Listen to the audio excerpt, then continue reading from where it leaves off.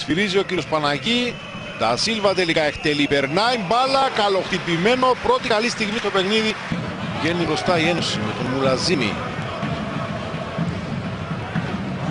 Να περάσει και από τον Τασίλβα. Βγάζει παλιά στην περιοχή. Να το σουτ. Πολύ καλή φάση για την Ένωση. Ρίχνει μπάλα μπροστά. Κάνει μια δύσκολη προσπάθεια. Προλαβαίνει. Παλιά παράλληλη στο δεύτερο δοκάρι Αλεξάνδρου. Ευκαιρία και γκολ από τον Βινίσιους.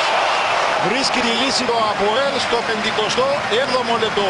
Άνοιξε μόνος. Δείτε εδώ πως χώρο στην αριστερή πλευρά της άμυνας της Ένωσης.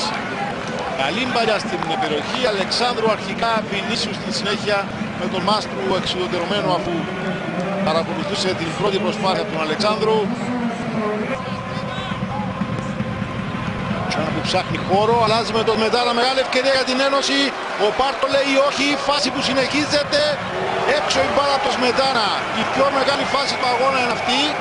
Δεν ξέρω αν θα μπορέσει η Ένωση να βρει ξανά τόσο μεγάλη ευκαιρία στο παιχνίδι. Εδώ εξαιρετική προσπάθεια Κατσάνα και Σμετάνα. Άδειασα με την κίνηση του στην άμυνα του ΑΠΟΕΛ. Ο Πάρτο είναι αυτός που σώζει.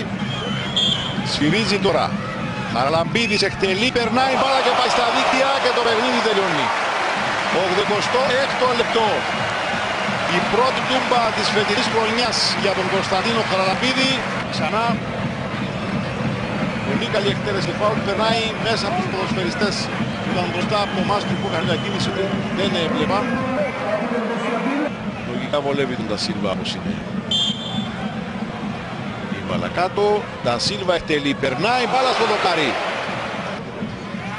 Αμορίν εκτελεί, περνάει μπάλα και πάει στα δίκτυα.